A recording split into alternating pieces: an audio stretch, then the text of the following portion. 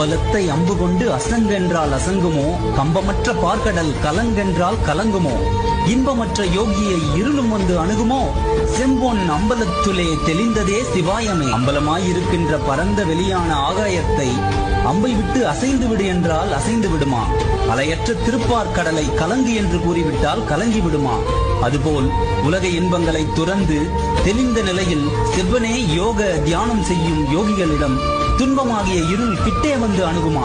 செம்மையான பொன்னம்பலத்தில் சோதியாக விளங்கும் சிவபெருமானை அறிந்து தெளிந்து சிவாய நம என தியானம் செய்து உண்மையை உணர்ந்து கொள்ளுங்கள். அம்பலத்தை அம்பு கொண்டு அசங்கென்றால் அசங்குமோ, அம்பமற்ற பார்க்கடல் கலங்கென்றால் கலங்குமோ, இன்பமற்ற யோகியை இருளும் வந்து அணுகுமோ, செம்பொன்னம்பலத்துளே தெளிந்ததே சிவாயமே.